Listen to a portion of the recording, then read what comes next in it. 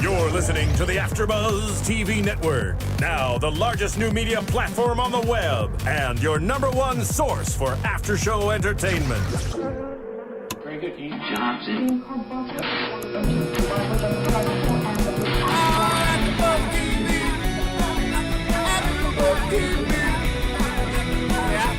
From the AfterBuzz Studios in Los Angeles, California, and streaming live on Ustream, this is AfterBuzz TV for Dexter.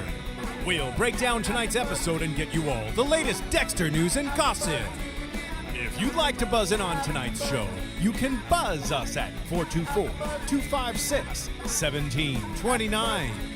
That's 424-256-1729. And now, picking up where the show leaves off and the buzz continues, it's AfterBuzz TV for Dexter. Hello, this is AfterBuzz for Dexter. I'm your host, Steve Bottomley, and I'm with Heinz Ward. Hello. The Pittsburgh Steelers. This is the after show for Sunday Night Football. How are you doing, Heinz? You took a shot going across the middle there, and it looked like you were pretty kind of out of it there. So are you okay? I'm not okay, clearly. You're not. I've transformed. You look great. Thank you. Whatever that Thank shot you. did. I'm nearing the end of my career, You are. but I found a new career here on AfterBuzz. You did. We're so happy to have you, Heinz. No problem. Dark. We got to visit a little more tonight with the dark passenger. Had you heard that phrase before? Have they used that phrase, dark passenger, when they're talking about his inner? I mean, on the show, but On the show? Yeah, never anywhere else have I heard of anyone's dark passenger. But This title was called "Just Let Go." This episode. I'm thinking, yeah, not. They didn't let go with a lot of stuff though. A lot of times they held on to it. Dexter, especially in the worst possible way. So yeah, Dexter had his. Well, he got to a fork in the road, definitely. He was, just to recap without boring anybody, Brother Sam is thrown into a coma by being shot, and Dexter isn't believing that they have the right guy. Turns out he's correct. And we what knew happens? this from the very beginning, though. I Right. mean, you looked at me when the dog barked, and you were like, why is the dog barking? I mean, this is TV. They just Right. don't insert those things. Right, and they kept going back to the dog barking. Is like one or two times you go, okay, that means something. I thought it was Nick. I mean, Did from you? the beginning, I had a little bit of a hunch. I didn't say it, but it's like the dog's not barking at Dexter. because of and his that's how they found evilness. out. That's how Yeah. he figured it out. So I loved again how they just write him into a corner, and how he just has to work with the light and the dark, and having to deal with Sam saying, "No, you're not." You're not doing this. You're not doing this. You are going to pass this message along, which he did. You know what bothers me the most is it was Sam's dying wish that Dexter would just let it go. The name of the episode. Right. Just let it go. And he says, the evil things that happen to us in life, you have to let it go, because if you don't, the darkness will hold on to you. If you don't let it go, the darkness isn't going anywhere. But here's the interesting thing about that. I was thinking about this when he was talking. That's from a makeup of you feel like you have a choice. And I don't think Dexter has the choice. I think he's wired. It'd be kind of like saying, no, you have to be left-handed now. Mm-hmm. Why? Because it's the better way to go, and you have to give up being right-handed. He's just wired to do this. I mean, his dad understood it, and, kind of tried to move him into a field where he could at least use that. Right. So when Brother Sam is preaching and trying to help him, I'm always thinking, yeah, but it's not as if the guy's got that much of a choice here. And I like that, he's really struggling, and he's trying to find that, he's trying to figure out a way to let go, but... I mean, that's a good point, Steve. However, in the beginning opening scene, Dexter talks about free will and how, a lot of people believe we all choose our own paths to a certain point. I mean, and I believe that too, because otherwise, you know, what could God judge us by if he didn't give us some free will? I don't think we're all like on a certain path, and that's the way we don't have any choices, and there's just fate for all of us. I don't believe that. I think obviously we need free will in order for God to judge us in the end, if you believe in that sort of thing. And I think that Dexter, like you, believes that he's wired to be a serial killer. Mm-hmm. But he brings up free will himself, you know, and Brother Sam is the one who showed him his likeness. Now, Dexter didn't know that he had a likeness before, but Brother Sam showed him his likeness. He can let the lightness in, which can put darkness at bay, which he says, or he can block out his own lightness and continue on his dark path. But do you think Dexter would... Do you think he would release that darkness if he could? I mean, it is so much of who he is, though. He, you know, he absolutely embraces it when someone's on the table, and it's, you know, it's the rare times where he gets to go to the core of who he is. The rest of the time, he's pretending, which is what I really like about this show. If you see him and he's not doing, you know, coming up with the dark passenger, he's just pretending. He's just going through the motions. I think there's a huge disconnect between him and reality as far as how to interact. I mean, his darkness, I think, is a huge... It represents sin and temptation to do whatever you know you're not supposed to be doing as a human race. And obviously, you're supposed to not give in to it. And he's struggling with that, like we all do every day. He's struggling with it in this season, which is an interesting take that the writers did. But I've not seen him struggle with it Really? in any of the other seasons. Oh, absolutely not. I mean, Brother No, Sam... but absolutely. They yeah. brought this in, okay, this season This now we are season. going to go in here, which is why I find it fascinating, because I think at the end of the day, you go back to the, I guess you're right-handed. You know, I guess that's I how don't you know. are. You know, here's the thing about when they do the 13 steps or 12 steps, whatever it is for addicts. I mean, there is like a relapse period. And you know what? We just saw Dexter's relapse period. However, whenever he let his darkness out and Nick got him all revved up, you know, he baptized Nick again. Isn't that nice? Isn't that nice how they Again. did that? Yeah. One baptized for the light, one baptized for the dark, and I'm guessing one of them was a lot more satisfying than the other one. But, I mean, again, I see Nick as a misguided sinner, exactly what Sam says he is. That's how I see him. He goes back to Dexter's gang, you know, pleading for, take me back, my life sucks, you know, Sam was wrong, he gave me all this hope, he promised me this, and you know what, my life is still horrible. So he goes back to his old ways, tries to get back in the gang, and the only way they believe him that he wants back in is if he'll take out his mentor. Right. But after that, when he's talking to Dexter and he's realizing he's scot-free, there wasn't any repentance there. There wasn't any, you know... There was a little. Remember, he's like, I need to talk to Sam. We can work this out. Right, but that was from a you know, self-preservation, you know, how do I cover my ass? And then when he realizes he's home free, then he's laughing. He's literally laughing in Dexter's face. He was laughing in Dexter's face. And I was not okay with that. That was very devilish. Well, not only did you get it, not only did it give Dexter motivation to release the darkness, but also it was just a slap in the face of Sam with, you know, and his beliefs. So Dexter is literally looking at the other side of everything Sam's saying, Right. which is, you know, trust the good. And Dexter tries to trust the good. And the you know, the outcome is the guy laughing in his face saying, "I'm getting away with this. No one can touch me. No one can. Oops, sorry. No one can touch me." You know So- what I think in the end is all addicts have their triggers, and I think Dexter is going to have to realize his triggers, and that's how he's going to stop killing if he ever does. You know, when he does, Dexter's over as a show, and I think they have at least one more season. So is the rumor. Yeah. But, you know, if he doesn't learn his triggers, he can never stop killing. What triggers him to kill? And I Well, think it's again, anger. you know I think what? it's anger. I think it's coming from two different directions. One is this is a 12-step disease I can work in, and the other one is, this is who I am. So It depends what you believe.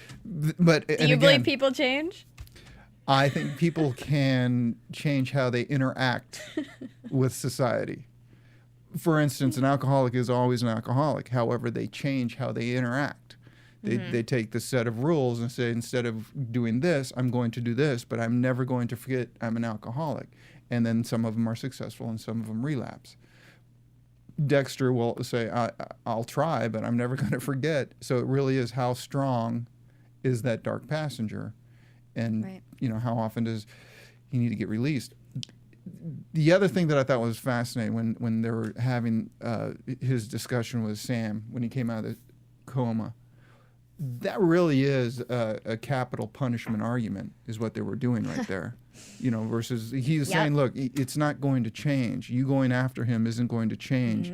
You're going to have to just forgive him. And What was interesting to me about that is Dexter's like, he doesn't deserve it. And Brother Sam says, it's not for Nick. It's Right. for you. right, You have to find peace. right. And I totally agree with him. When people want revenge, that's like you giving in to the other person still. You're not finding peace for yourself. It's not about them. Let them go. I go back and forth on the argument. I think daily. It's convoluted and certainly not. I mean, if we let everybody go, that's going to be chaos out there, right? So we can't let them all go, but I do have jury duty tomorrow. You do. I'm just going to say, this is how I'm going to get out of it. I'm just going to say, you know what? They wouldn't be here if they weren't guilty. No, I don't believe that, but... Well, sometimes the judge just gives you the chance. Look, if you don't want to be here, leave. When I was Really? up, and two people stood up, and they had to get a lecture that tried to make them feel bad, but they went, okay, all right, okay. And as they were leaving, damn near everybody else in the room was going, damn, I wish I stood. Yeah. I wish It's I all stood. about judgment. Judgment in all of our lives every day. Here it is. So, yeah, I would think you'd be like totally up for it. Like, yeah, I'm going to judge you. I never want that on my shoulders. I never want to be responsible. You're just going to get some silly, property dispute. This is Los Angeles. Who knows what you get, right? Usually a sitcom out of it. This is true. Or a Probably deal. Dexter. Dexter's going to be on trial. All right, so what do you want to talk about next? There was, the theme that I saw in this episode was just verses, not the biblical verses, but Right. That's what I thought you meant. verses, the VS type. Uh-huh. Dexter had to deal with the forgiveness versus retribution. Deb is dealing with, friends versus job. She's trying to find her way with having to deal with, the new job and being on the other side of the fence and dealing with all of her former friends. Right? I mean, she even comes out and tells us, I feel lost in a place that used to be home to me. Yep. I don't have anybody. Yep. That's what she says. And you know what? Dexter's life is really getting in the way of his family life. Jamie had to take his son to Deb's party, and then later on, when Deb was feeling awful, she tries to call Dexter, and where is he? He's out with killing Nick.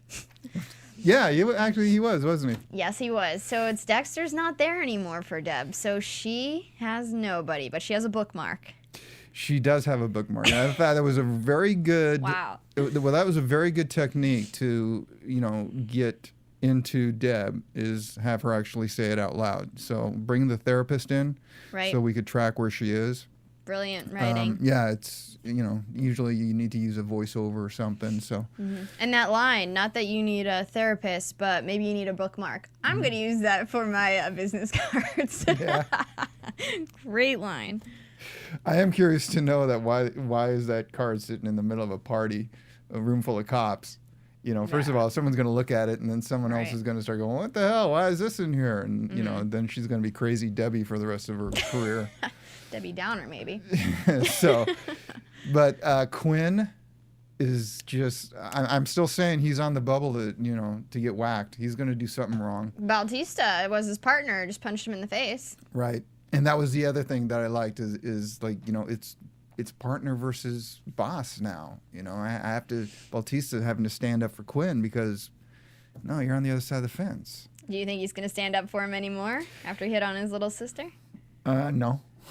Right. I mean, oh, wow. I think Quinn's going to probably. I sat here and I said Quinn's been on his way out. And I know. He really is. It's only a matter of time. I mean, they're really making the audience hate Quinn. And everybody in the show now hates Quinn. You didn't feel a little bit sorry for him when he was drunk in the party and, as pathetic as he was, that he was just hurting and being the man, that's the only way he could deal with it is jumping into the bottle.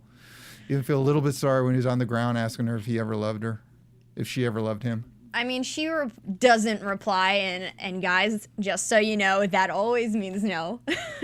But, maybe she didn't understand. He kind of slurred. No? That's your reasoning all the time. You guys always think that. That is no. No. If we don't say anything, you know the answer. That's because we want you to know the answer. We don't want to hurt you. She doesn't want to hurt him. But no, she never loved him. And I don't think it's because she's confused or preoccupied. And I don't feel bad for him because if he's doing these things now, it was always a part of him. I don't think he was... A nice guy doesn't go on the rampage like this. I mean, he brings a girl to Deb's party. And I mean, Cindy, once she finds out that he brought her to his ex-girlfriend's place, she takes off and says, have a nice life, Nobody wants to deal with him anymore. He is kind of funny drunk, though. When she says, you took me, technically you took me. They did give him a lot of funny lines, but he was an obnoxious drunk. And I would have hit him in the face, too. He needed that. He absolutely did need that. I mean, I don't know what's going to happen here because he's sleeping with the person of interest. He's ruined the case. I think I think he's going to get whacked. He has to. I really hope it's next episode. In order for them to move forward in the case and for Deb to move forward in her life, I mean, I feel like this was his climax of everyone hating him. They can't have another story about him next week. It'd be too much. Except for that, he's done. Yeah, I can't really think of what else he could screw up. He's screwed up everything at this point. So they can't really throw another case at him. Although they have another case coming up. The Trinity? Trinity. Mm-hmm. He's back. I'm going to have to refresh my memory, but I mean, everyone from Dexter's past is coming back. Yeah, the brother's back. He's revisiting. Dad. I love the conversations when the dad sits down with him and just, it's just the voice of reason. It's just this side that he really wants to run. That he wishes that he had his dad's sensibilities instead of who he is. Right. And it's just, they do it so well. Just the father, just the unjudging, dad talking to him. Those are great scenes. Yeah, and I mean, I think that's helping him develop as a character, obviously, because even here, his father's like, you have to admit that you had feelings for Sam. Like, show it. It's okay to have feelings. It's okay to admit it. It's like Dexter is like an animal. He's so robotic and he doesn't have any feelings or he doesn't want to, but he's becoming more compassionate. He's becoming a human. He's caring. I think that's because the only real feelings he has come from the dark passenger. That's what I said when he's just faking his life. When I'm watching him, I don't think he really has real, feelings. I think he's got a really good take on what they must be like, but I don't think... I think they're developing. Yeah? Yep.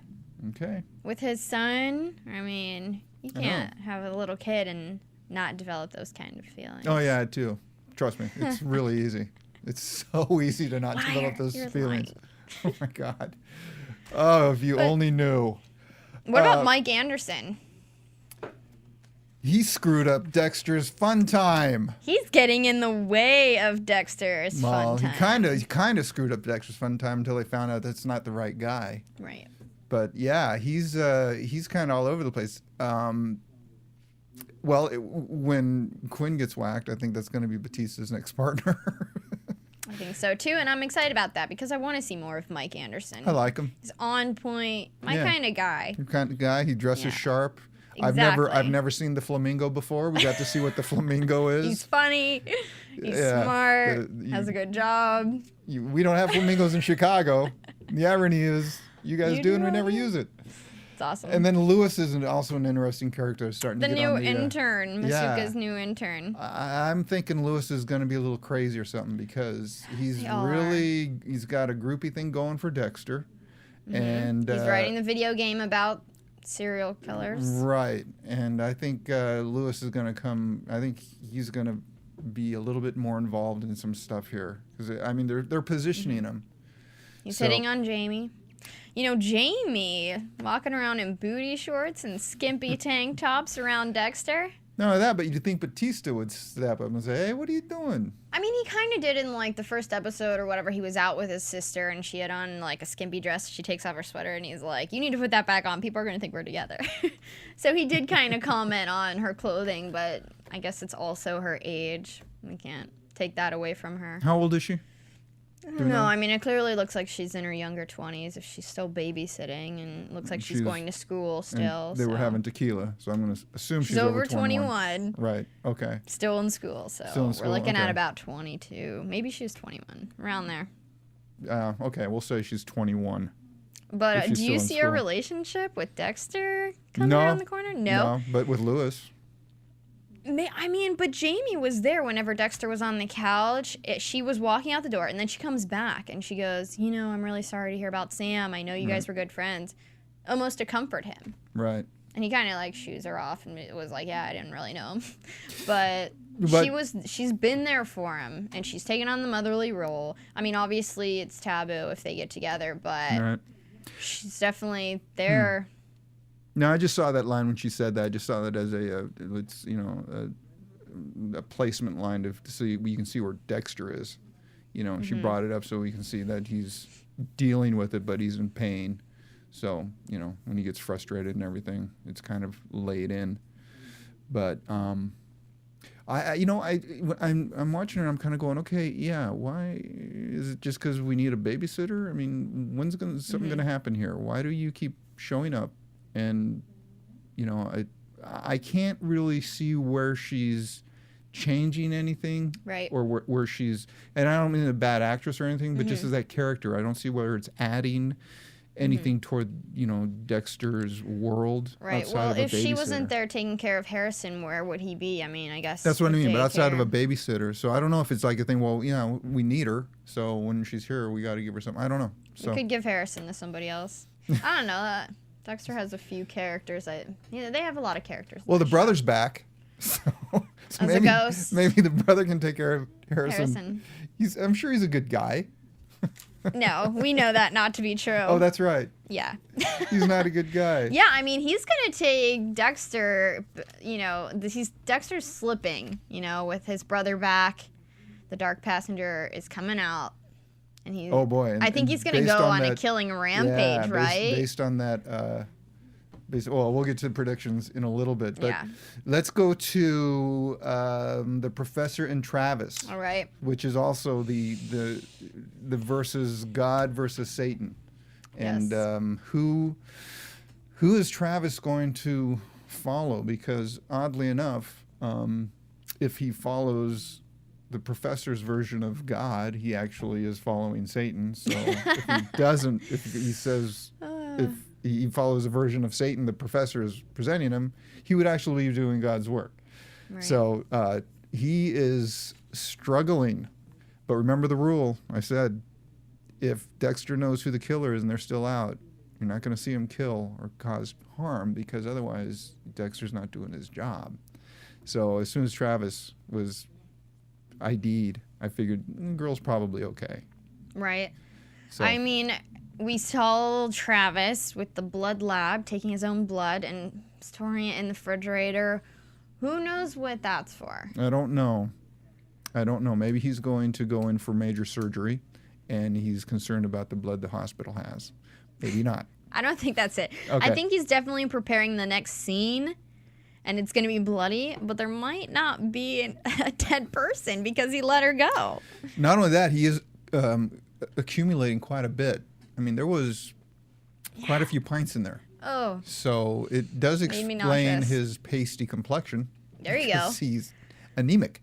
You know, I mean, and I just want to talk a little bit about the evidence that is emerging from the fact that Geller may not exist, or he may exist, but he may not be in Travis's world. He doesn't have to be dead. I'm telling you, ever since you said that last week, I was like, going through my head, okay. Now, the only thing that I'm thinking that is a trip up on that is when they released his, excuse me, was when they released his, so what do you do when you're live? Talk. Okay. Well, you can talk about the evidence that you saw. Something I saw was when Geller says to Travis, you pay the woman for the dress. And Travis takes out Geller walks away. Geller doesn't pay the woman for the dress for the Whore of Babylon. Travis is the one who pays her. Right. There's never been interaction with the professor. What I was going to say before I started to choke. You recovered? I don't think you're recovered. It's there, I think. And I didn't even have popcorn. Usually it happens when you have popcorn. When they released the picture to the newspaper. Right. I thought that, okay, so the newspaper would either say, wait a minute, this guy's dead, so why are you going after this guy? Or he's missing, in which case they would want to know, do you know where he is? But they're not asking those questions. In the interrogation, they were saying, they were asking, like, what did you know about him? When did you work with him? And then when Deb gets upset with Quinn, she says, this is material who could help us interpret his work. It's not anything like who could help us find him. So I don't know. There is a trip up if they do play that card. I'm going to say, okay, well, the releasing the picture to the newspaper was a mistake because you're not tracking that information on whether or not he's alive. Well, here's the thing. They said he went underground. So he's hiding out from the public no matter what. I don't think he has to be dead. But he also, even if he's alive, he doesn't have to be involved in Travis's whole thing he's putting together, the start of the end of the world. He could just be off somewhere else, farming somewhere. He doesn't have to be dead. But he's out of the public. Right. But And I thought it was intriguing. It's always Right. a fun, thing to, it'd be the flip side of Dexter with all his, imaginary friends. Right. Travis has an imaginary friend who draws, paints that's exactly how I disturbing see it. pictures. And they talk about how Geller saw the Book of Revelations as a code to actually start the apocalypse. That was interesting too. That's what I thought That was was very cool. that was a cool beat. And that he had decoded the Book of Right. Revelations, and this is how you start it. Right. So it wasn't a warning. He's actually trying to bring it, to make it happen through Right. a series of intricate maneuvers involving innocent people. And he truly believes that the Book of Revelations is a code, and this is how you go about starting the end of the world. And He's a true believer. The Last Judgment. Unfortunately, Travis is not quite on board with that. I liked how they started getting Travis out into the real world, trying to make him a little more human as he's going through this challenge with his sister and visiting the kids' painting. Molly Parker from Deadwood. Is that the sister? It is. She played Mrs. Garrett in Deadwood, and I really like her. She is a great actress, so I'm excited for her to be here, even though her role's not that big yet. So the kids were painting. And Travis asks them, what are you painting? And they say, well, we're painting what we want to be when we grow up. And one girl's painting a nurse. I'm going to be a nurse. And one of the boys, I'm going to be a transformer. And so they're talking and stuff. But if you look in the background, there's a girl painting a train. So I'm going to be a locomotive. I don't know. Maybe she didn't understand the assignment. Or She didn't understand the assignment. Or, she's a serial killer and she's just planning, Maybe. one of her deaths. Maybe. I just thought it was kind of funny. She probably wants to be a conductor. A conductor. Yeah. She said, well, my dad's a conductor. She didn't understand. Oh, he works with the Philharmonic, honey. So who knows? Anyway, I thought that was pretty damn funny to see a kid in the back painting a train. So we are we going to go to commercial now? Let's go to commercial now and then come back with the predictions. All right. Heinz. The biggest new media platform on the web just got bigger. More bandwidth, smoother streaming, lightning fast download. Don't get technical with me. AfterBuzz TV is making the jump to hyperspace. Join the fun at your #1 source for after-show entertainment. Look at the size of that thing. AfterBuzz TV. AfterBuzz TV. We're back. We're back with Dexter and prediction. Now, your AfterBuzz TV predictions.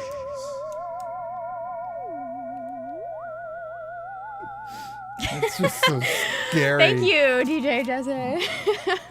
I like it. All right. So what do you got? Predictions. All right.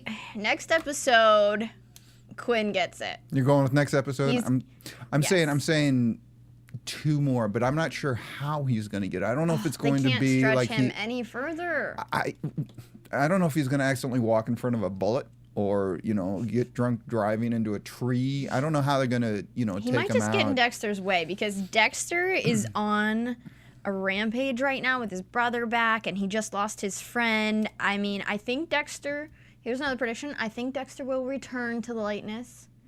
But right now, next episode, there's going to be some darkness. I feel like he is going to be killing. You don't think it might be